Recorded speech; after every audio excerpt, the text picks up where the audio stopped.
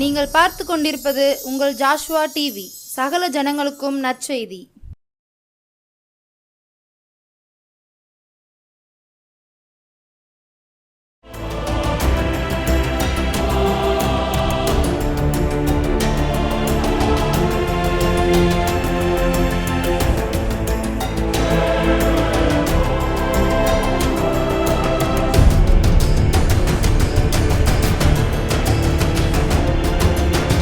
கர்த்தராகிய இயேசு கிறிஸ்துவின் நாமத்தினாலும் ஜாஸ்வா டிவி மூலமாகவும் மீண்டுமாக இந்த மாலை வேளையில் உங்கள் யாவரையும் சந்திப்பதில் நான் மிக்க மகிழ்ச்சி அடைகிறேன். ஆமேன், ஹல்லேலூயா. ஒரு மாதம் முடிந்து ஒரு புதிய மாதத்துக்குள்ளாய் நம்ம வந்திருக்கிறோம். ஆமேன். நம்ம இந்த நாட்களில் கூட கர்த்தர் எத்தனையோ வார்த்தைகளை எனக்கு சொன்னார். ஒரு வார்த்தை கூட இந்த மாதம் முழுவதும் நான் காத்திருந்தேன். ஜனவரி மாதம் முழுவதும். இப்பொழுது ஒரு புதிய மாதத்திற்குள்ளே நான் வந்துவிட்டேன். என் வாழ்க்கையில் ஒன்றுமே நிறைவேறலையே அப்படின்னு சொல்லி நீங்கள் ஏக்கத்தோடு இருக்கலாம். ஆனால் கர்த்தர் சொன்ன வார்த்தை ஒரு நாள் நிறைவேறாமல் போகாது. கர்த்தர் சொன்னதை செய்கிறவர். ஒருவேளை கால தாமதமாகலாம், ஆனால் தேவன் சொன்னதை ஒரு நாள் நிறைவேற்றாமல் இருக்க மாட்டார். ஏனென்றால் அவர் சொல்லியும் செய்யாதிருக்கிற தேவனும் அல்ல, அவர் பொய் சொல்ல மனுஷனும் அல்ல, மனுபுத்திரனும் அல்ல. ஹல்லேலூயா. மனம் மாறுவதற்கு இந்த நாளிலும் கூட என் வாழ்க்கையில் ஒன்றுமே நடக்கவில்லை என்று சொல்கிறவர் சற்று நேரம் உட்கார்ந்து இந்த வார்த்தையை நீங்கள் கேளுங்கள். உங்களுக்குள்ளாய் உங்கள் விசுவாசம் தட்டி எழுப்பப்படும். கர்த்தர் உங்கள் வாழ்க்கையில் சொன்ன வார்த்தையை நிறைவேற்றுவார். ஆமேன், ஹல்லேலூயா. எடுத்து வாசிப்போம். யோசுவா 21 அதிகாரம் 45 வசனம். கர்த்தர் இஸ்ரவேல் குடும்பத்தாருக்கு சொல்லி இருந்த நல் வார்த்தைகள் எல்லாம் ஒரு வார்த்தையும் தவறி போகவில்லை, எல்லாம் நிறைவேறிற்று. ஆமென். கர்த்தர் இஸ்ரவேல் குடும்பத்தாருக்கு சொல்லி இருந்த நல் வார்த்தைகள் எல்லாம் ஒரு வார்த்தை கூட தவறி போகவில்லை, எல்லாம் நிறைவேறிற்று. நாமும் கூட ஆவிக்குரிய இஸ்ரவேலராய் இருக்கிறோம். வாழ்க்கையில் அவர்கள் இஸ்ரவேல் ஜனங்கள், அதனால அவருக்கு சொன்னதெல்லாம் நிறைவேற்றினாங்க அப்படின்னு நீங்கள் சொல்கிறீங்க. ஆண்டவர் நம்மையும் அவருடைய இரத்தத்தினால் மீட்டு இஸ்ரவேல் குடும்பத்தாராய் ஆபிரகாமின் சந்ததியாய் தெரிந்தெடுத்திருக்கிறபடியால், ஆபிரகாம் ஈசாக்கு யாக்கோபின் தேவன் நமக்கும் தேவனாய் இருக்கிறபடியால் அவர் சொன்ன வார்த்தை ஒரு நாளும் அழிந்து போகாது. அவர் சொன்ன வார்த்தை ஒரு நாளும் தவறி போகாது. அது எல்லாம் நிறைவேறும். அமேன். இந்த ராத்திரி வேளையில் உங்களை பார்த்து சொல்கிறார், ஒரு வார்த்தை கூட கர்த்தர் சொன்ன வார்த்தை தவறி போகவில்லை, எல்லாம் நிறைவேறிற்று. உங்கள் வாழ்க்கையில் ஒரு நிறைவேறுகிற மாதத்துக்குள்ளாய், எல்லாம் நிறைவேறுகிற ஒரு மாதத்துக்குள்ளாய் பிரவேசித்திருக்கிறீர்கள். அமேன், ஹல்லேலூயா. ஐயோ, நான் சோர்ந்து போயிட்டேன், எதுவுமே நடக்கல. ஆண்டவர் சொன்ன காரியம் எத்தனை காரியங்களை நான் எனக்கு சொன்னார் தெரியுமா, அது எதுவுமே நடக்கல அப்படின்னு சொல்றீங்களா? கர்த்தர் உங்க வாழ்க்கையில இன்னைக்கு எல்லாம் நிறைவேறிற்று என்று சொல்கிறார். உங்க வாழ்க்கையில இன்னைக்கு எல்லா வார்த்தைகளும் தவறி போக விடாதபடி நடத்துவார். யாக்கோபு வெறுமையாய் போனான், தனக்கு யாரும் இல்லை. அம்மா அப்பா எல்லாரும் நீ தப்பிப்போன்னு சொல்லிட்டாங்க. அண்ணே என் உயிரை கொல்ல வர்றான், நான் என்ன பண்ணுவேன் அப்படின்னு சொல்லி இருக்கும்போது தான் ஆண்டவர் சொல்கிறாரு, நான் திரும்பி இந்த தேசத்துக்கு உன்னை வர பண்ணுவேன். நான் சொன்னதை செய்யும் அளவோ நினைச்ச மாட்டேன், கைவிட மாட்டேன். சொன்னவர் சொன்னபடியே செய்தார். யாக்கோபை திரும்பி வர பண்ணினார், ஆசீர்வதித்தார், பெருக பண்ணினார். யாக்கோபுடைய ஆசீர்வாதம் எப்படி இருந்தது தெரியுமா? சத்துருக்கு முன்பாக சொல்கிறார், தேவன் எனக்கு அனுக்கிரகம் செய்திருக்கிறார், வேண்டியதெல்லாம் எனக்கு உண்டு. எல்லாம் பூரணமாக இருக்கும் நம்முடைய வாழ்க்கையில். சொன்னவர் யார் தெரியுமா? ஜீவனுள்ள தேவன், உண்மையுள்ள தேவன், அண்ட சராசரங்களை படைத்தவர், இந்த வானத்துக்கும் பூமிக்கும் அதிபதியானவர், சர்வ சிருஷ்டிகர். அவர் தான் நமக்கு வாக்கு கொடுத்திருக்கிறார். அதனால உங்க வாக்குறுதி நான் கொடுக்கல, ஆண்டவர் உங்களுக்கு கொடுத்திருக்கிறார். அதனால நீங்க என்ன செய்ய வேண்டியதில்லை, பயப்பட வேண்டிய அவசியம் கிடையாது. அடுத்ததாக நாம் வாசிப்போம். யாத்திராகமம் 3 அதிகாரம் 7 வசனம். யாத்திராகமம் 3:7. அப்படி என்ன இஸ்ரவேல் குடும்பத்தாருக்கு சொன்னார் அதை நாம் பார்க்க போகிறோம். ஆமென், ஹல்லேலூயா. அப்பொழுது கர்த்தர், எகிப்தில் இருக்கிற என் ஜனத்தின் உபத்திரத்தை நான் பார்த்து ஆலோட்டிகளின் நிமித்தம் அவர்கள் இடுகிற கூக்குரலையும் கேட்டேன், அவர்கள் படுகிற வேதனைகளையும் அறிந்திருக்கிறேன். ஆமென். அப்பொழுது கர்த்தர் சொல்றாரு, எகிப்தில் இருக்கிற என் ஜனங்கள் எல்லாரும் யோசேப்புடைய காலத்தில் யாக்கோபு எல்லாருமே என்ன செஞ்சாங்க, அந்த இஸ்ரவேல் தேசத்தில் உண்டான பஞ்சத்தில் எகிப்தில் போய் இருந்தாங்க. அந்த எகிப்தில் போய் இருக்கும்போது ஆண்டவர் வாக்கு பண்ணினார். என்ன வாக்கு பண்ணினார் தெரியுமா? ஒரு குறிப்பிட்ட ஆண்டுகளில், ஒரு குறிப்பிட்ட நாட்களில் திரும்பவும் நான் உங்களை இந்த தேசத்துக்கு திரும்ப அழைத்து வருவேன்னு சொன்னாங்க. அந்த நாளுக்காய் கர்த்தர் காத்திருந்தார். மோசே என்னும் இரட்சகனிடத்தை அழைத்து அவர் சொல்கிறார், நான் ஆபிரகாம், ஈசாக்கு, யாக்கோபுடைய தேவன், என் ஜனங்களை நான் அழைத்து வர வேண்டும், அதற்காகத்தான் உன்னை அழைத்திருக்கிறேன் என்று சொல்லி முச்சடியிலே மோசேக்கு தோன்றி தரிசனமான தேவன் சொல்றாரு, என் ஜனங்கள் படுகிற உபத்திரவத்தை நான் பார்த்தேன். ஹல்லேலூயா, ஹல்லேலூயா. எனக்கு வாக்கு கொடுத்துட்டார் ஆண்டவர். ஆனால் நான் இன்னைக்கு எவ்வளோ உபத்திரப்படுறேன் தெரியுமா? அது உங்களுக்கு தெரியாது, ஆனால் எனக்கு தெரியும். உபத்திரவத்தின் மத்தியில் நான் கடந்து போகிறது எனக்கு மாத்திரம்தானே தெரியும். நீங்கள் லகுவாக பேசிட்டு போயிடுவீங்க. அந்த உபத்திரவம் எனக்கு வந்த உபத்திரவம் மாதிரி உங்களுக்கு வந்தால் நீங்கள் தாங்குவீங்களா அப்படின்னு கேட்கக்கூடிய அளவுக்கு கொடிதான உபத்திரவமாக இருக்கலாம். இஸ்ரவேல் ஜனங்கள் எகிப்தில் அந்த பார்வோனால் பயங்கரமாக உபத்திரவப்படுத்தப்பட்டான். அடிமையா இருந்தார்கள். யோசேப்பின் காலத்தில் இருந்த எல்லாரும் மரித்து போனதுனால, அவர்கள் யாரென்று தெரியாத ராஜாக்கள் அங்கே வந்ததுனால, இவர்களுடைய அருமை தெரியாதவர்கள் இவர்களை அடிமைப்படுத்தினார்கள். ஒரு அடிமைத்தன வீட்டிலே அவர்கள் வாழ்ந்தார்கள், உபத்திரவப்பட்டார்கள். வேலை பழுவினாலோ உபத்திரவப்பட்டார்கள். அதன் நிமித்தம் அவர்கள் என்ன செய்தார்கள் என்று சொன்னால், தங்களுடைய தேவனை நோக்கி கூக்குரலிட்டார்கள். ஆண்டவரே, எங்களுக்கு யாருண்டு? எங்களை காப்பாற்ற யாருண்டு? இந்த சூழ்நிலையிலிருந்து எங்களை மீட்க யாருண்டு? நாங்கள் இப்படியே அடிமைத்தனத்தில் சாக வேண்டுமா? இங்கிருந்து நாங்கள் மீட்கப்பட மாட்டோமா? இதிலேயே தான் நாங்கள் விழுந்து போவோமா என்று சொல்லி அவர்கள் கூக்குரலிட்டார்கள். அந்த கூக்குரலை தேவன் கேட்டார். ஆமென், ஹல்லேலூயா. இந்த நாளில் இந்த உபத்திரவத்தின் நிமித்தம் நான் கூக்குரல் இடுகிறேன், என் கூக்குரலை கேட்க ஒருவர் உண்டா அப்படின்னு நீங்க கேள்வி கேட்டா நான் சொல்வேன், நிச்சயமாகவே ஒருவர் இருக்கிறார். அவர்தான் இயேசு. ஹல்லேலூயா. தம்மை நோக்கி கூப்பிடுகிற யாவருக்கும் அவர் சமீபமாய் இருக்கிறார். உண்மையாய் தம்மை நோக்கி கூப்பிடுகிற யாவருக்கும் அவர் சமீபமாய் இருக்கிறார். நீங்க உண்மையா தேவனை நோக்கி கூப்பிட்டீங்கன்னா அவர் உங்களுக்கு சமீபமாய் வந்து உங்கள் கூக்குரலை கேட்டு உங்கள் சத்தத்திற்கு செவி கொடுக்கிற ஒரு நல்ல தேவன் அவர். இந்த நல்ல ராத்திரி வேளையிலும் என்னுடைய கூக்குரலை கேட்க யாருமே இல்லை என்று அழுதீர்கள் அல்லவா? கர்த்தர் உங்கள் கூக்குரலை கேட்டு இருக்கிறார். ஆமீன். அவர்கள் வேதனையை அவர் அறிந்திருந்தார். இன்றைக்கி மனுஷங்கிட்ட போய் நீங்கள் வேதனையை சொல்வீங்கன்னா அவங்க சொல்லுவாங்க, இதெல்லாம் ஒரு வேதனையா? இதெல்லாம் ஒரு காரியமா? இதுக்கெல்லாம் நீங்கள் வேதனைப்படுவீங்களா? இதெல்லாம் ஒன்றும் இல்லை, கொஞ்ச நாள் வேலை பாருங்கள், என்ன செய்கிறது? இந்த தேசத்துக்கு அடிமையாக வந்துட்டோம், உங்கள் வேதனை அவ்வளவுதான், யாரும் தீர்க்க முடியாது அப்படின்னு சொல்லி எல்லாரும் சொல்லுவாங்க. ஆனால் தேவன் நம்முடைய வேதனையை அறிகிற தேவன். நம்ம எந்த சூழ்நிலையில் இருக்கிறோம், எப்படி வேதனைப்படுகிறோம், எதற்காக கண்ணீர் சிந்துகிறோம், எல்லாவற்றையும் அறிந்திருக்கிற நல்ல தேவனை நாம் ஆராதிக்கிறோம். அவர் அதனால தான் சொன்னார், வருத்தப்பட்டு பாரம் சுமக்கிறவர்களே நீங்கள் எல்லாரும் என்னிடத்தில் வாருங்கள், நான் உங்களுக்கு இளைப்பாறுதல் தருவேன். வேதனை நேரத்தில், கண்ணீர் நேரத்தில் நாம் தேட வேண்டிய ஒரே ஒரு தேவன் இயேசு கிறிஸ்து மாத்திரம்தான். அவர் சொன்னார், கர்த்தர் மேல் உன் பாரத்தை வைத்து விடு, அவர் உன் கால்களை தள்ளாட விட மாட்டார். அவர் நம்மை ஆதரிக்கிற தேவன். கர்த்தர் மேல் உங்கள் பாரத்தை வைக்கும்போது அவர் நம்மை ஆதரிக்கிற தேவன். உங்கள் கவலைகளெல்லாம் கர்த்தர் மேலே வைத்து விடுங்கள். ஹல்லேலூயா. இந்த ராத்திரி வேளையில் என்னுடைய வேதனை, என்னுடைய கண்ணீர், என்னுடைய கவலை இதுதான்ப்பா அப்படின்னு சொல்லி நீங்கள் ஆண்டவர் சமூகத்தில் அதை ஒப்பு கொடுக்கும் பொழுது ஆண்டவர் அதை கேட்கிறவராயிருக்கிறார். ஆண்டவர் அதற்கு பதில் கொடுக்கிறவராயிருக்கிறார். ஆமென், ஹல்லேலூயா, ஹல்லேலூயா. வேதனையை அறிந்தார். 8வது வசனம் வாசிப்போம். அவர்களை எகிப்தியரின் கைக்கு விடுதலையாக்கவும் அவர்களை அந்த தேசத்திலிருந்து நீக்கி கானானியரும், ஏத்தியரும், எமோரியரும், பெர்சியரும், ஏவியரும், எபூசியரும் இருக்கிற இடமாகிய பாலும் தேனும் ஓடுகிற நலமும் விசாலமுமான தேசத்தில் கொண்டு போய் சேர்க்கவும் இறங்கினேன். ஆமென், ஹல்லேலூயா. இப்போ நம்ம உபத்திரவப்பட்டோம், வேதனைப்பட்டோ, கூக்குரலிட்டோ, இப்போ ஆண்டவர் சொல்கிறாரு அவர்களை நான் விடுதலையாக்கணும். எவ்வளோ நல்ல தேவன் பாருங்க.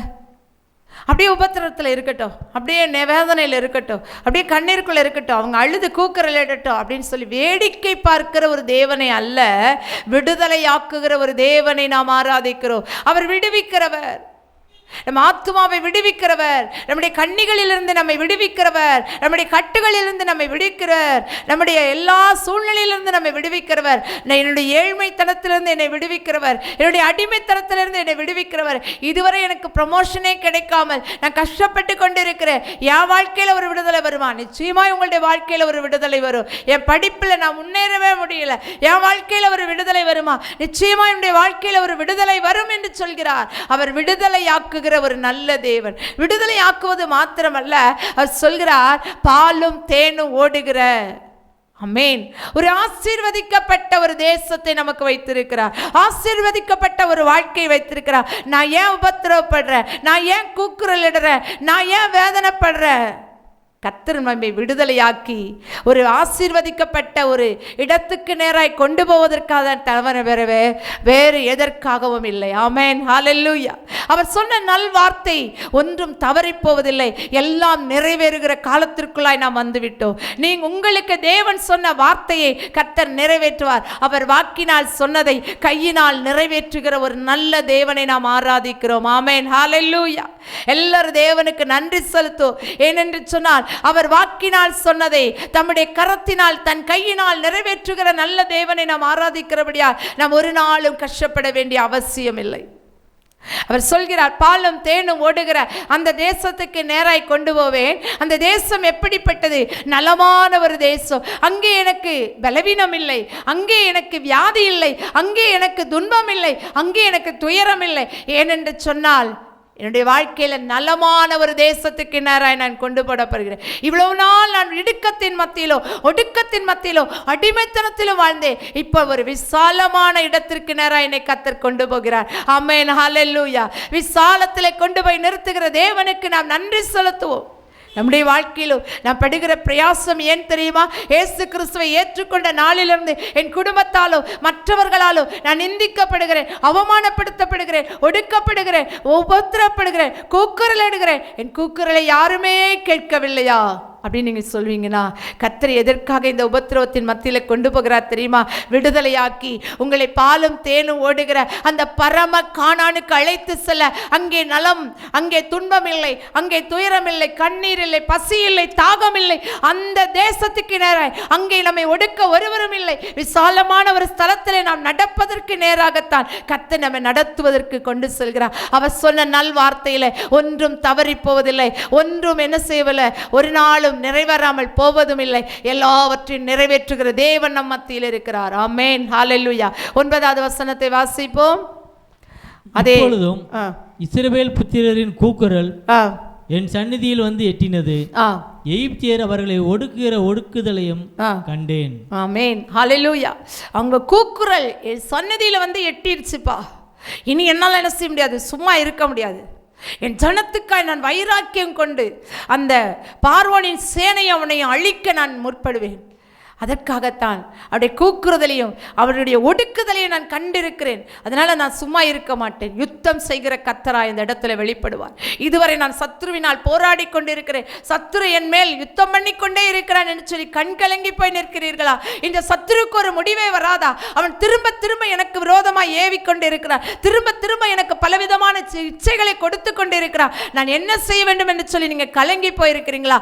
இன்றைக்கு கர்த்தர் சொல்கிறார், நான் அவை எல்லாவற்றையும் கண்டிருக்கிறேன், அவனுக்கு விரோதமாய் நான் எழும்புவேன், நான் யுத்தம் பண்ண போகிறேன். இந்த யுத்தத்தில் நீ சும்மா இரு, நீ நின்று கொண்டு இரு. ஆமென், ஹல்லேலூயா. கர்த்தர் யுத்தம் பண்ணினார். கர்த்தர் வெட்கப்படுத்த மாட்டார் ஒரு நாளும். அவர் நமக்காக யுத்தம் பண்ணி ஜெயம் கொடுக்கிற தேவனாய் இருக்கிறார். ஹல்லேலூயா. தேவன் நல்லவர். அவர் இஸ்ரவேல் ஜனங்களுக்கு, இஸ்ரவேல் குடும்பத்தாருக்கு சொன்ன நல் வார்த்தைகள் ஒன்றும் என்ன செய்யவில்லை, தவறி போகவும் இல்லை, எல்லாம் நிறைவேறிற்று. அடுத்ததாக நாம் வாசிப்போம் 1 ராஜாக்கள் 8ஆம் அதிகாரம் 56ஆம் வசனம். 1 ராஜாக்கள் 8ஆம் அதிகாரம் 56ஆம் வசனம். நிறைவேற்றுகிற ஒரு நல்ல வாக்குத்தத்தம் பண்ணினபடியெல்லாம் தம்முடைய ஜனமாய் இஸ்ரவேலுக்கு இளைப்பாறுதலை அருளின கர்த்தருக்கு ஸ்தோத்திரம். அவர் தம்முடைய தாசனாகிய மோசேயை கொண்டு சொன்ன அவருடைய நல் வார்த்தைகளில் எல்லாம் ஒரு வார்த்தையானாலும் தவறி போகவில்லை. ஆமென், ஹல்லேலூயா. வாக்குத்தத்தம் பண்ணி நம்ம இளைப்பாற பண்ணுகிற ஒரு நல்ல தேவன். கொடுத்த வாக்கு தத்தத்தை நிறைவேற்றி அந்த வாக்கு தத்தத்தில் நாம் இளைப்பாற பண்ணுகிற ஒரு நல்ல தேவன். ஆமென், ஹல்லேலூயா. இஸ்ரவேல் ஜனங்களுக்கு அவர் மோசேயை கொண்டு சொன்ன அந்த வார்த்தைகள், நல் வார்த்தைகள் ஒன்றையாகிலும் அவர் என்ன செய்யல, தவறி போக விடலையா. வாக்குத்தத்தம் பண்ணினார், ஜனங்களை இளைப்பாற பண்ணினார். எங்கே கொண்டு வந்து? அந்த கானான் தேசத்திலே கொண்டு வந்து, பாலும் தேனும் ஓடுகிற நல்ல விசாலமான ஒரு தேசத்தில், கனிகளை கொடுக்கிற நல்ல ஒரு தேசத்தில், செழிப்பான ஒரு தேசத்தில் கர்த்தர் கொண்டு போய் நிறுத்தினார். அந்த வார்த்தை ஒன்றும் விலகவில்லை. மோசேக்கு சொன்னதை சொன்னபடியே செய்து முடித்தார். உங்களுடைய வாழ்க்கையிலும் இன்றைக்கு எத்தனையோ வாக்கு தத்தங்களை நான் பெற்றிருக்கிறேன். அந்த வாக்கு தத்தங்கள் எல்லாம் நிறைவேறுமா என்று சொல்லி நான் கலங்கி போயிருக்கிறேன். நிச்சயமாகவே கர்த்தர் சொன்ன வாக்கை நிறைவேற்றுவார். தாவீது வாழ்க்கையில் சொன்னார், உன் குமாரனாகிய சாலமோன் ஆலயத்தை கட்டுவான் என்று சொல்லி அந்தபடியே கட்டி கொடுத்தார் தேவன். அவர் வாக்கினால் சொன்னதை கைகளினால் நிறைவேற்றினார். உங்கள் வாழ்க்கையிலும் கூட வாக்குத்தத்தம் பண்ணினவர் உண்மையுள்ளவராக இருக்கிறார். அவர் எப்படிப்பட்டவர்? உண்மையுள்ளவர். எதை சொன்னாரோ அதை செய்து முடிக்க வல்லவராக இருக்கிறார். நான் வாக்குத்தத்தம் பண்ணினவர் எனக்கு வாக்கை நிறைவேற்றாமல் போவாரோ என்று சொல்லி இந்த இரவிலே நான் கலங்கி போயிருந்தேன். அந்த வாக்கு தத்தத்தை நிறைவேற்றுவார். அந்த வாக்கு தத்தத்தை நிறைவேற்றவே இந்த நாளில் வந்திருக்கிறார். இந்த மாதத்தின் இந்த முதலாவது வாரத்தில் கர்த்தர் உங்களுக்கு சொன்ன எல்லா வாக்கு தத்தங்களையும் நிறைவேற்றி முடிப்பார். நீங்கள் ஒன்று மாத்திரம் செய்யுங்கள். வாக்கு தத்தம் செய்தவர் உண்மையுள்ளவர் என்கிறபடியால் அவருடைய சமூகத்தில் துதியுங்கள். அவருடைய சமூகத்தில் ஆண்டவரை நோக்கி பாருங்கள். ஆண்டவரை நோக்கி பார்க்க பார்க்க நம்முடைய வாழ்க்கையில் ஒரு பெரிய ஆசீர்வாதம் வரும்.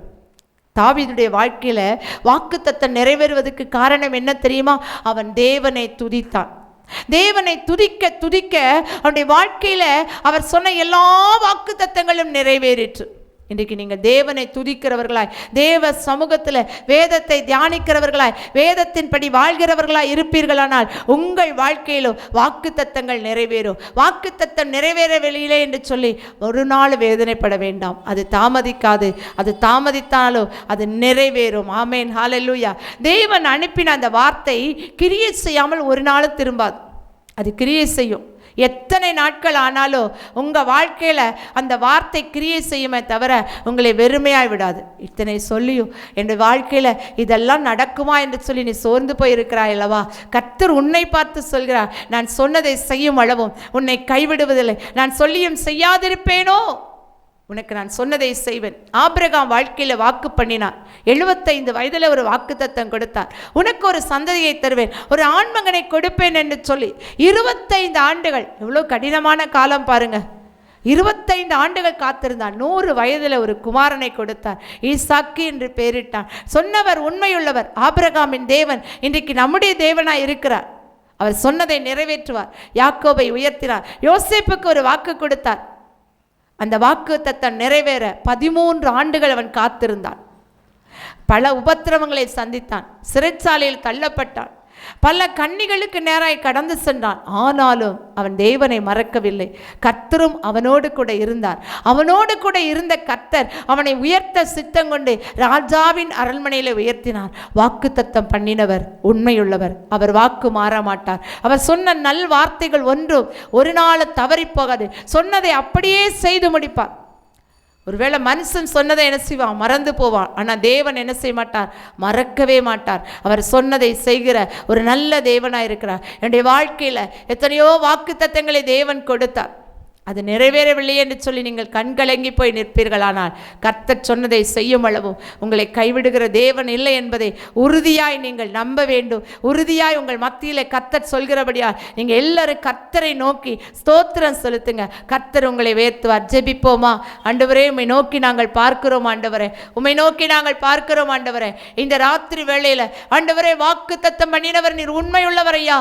நீர் சொன்ன நல் வார்த்தைகள் ஒன்றும் தவறி போவதில்லை.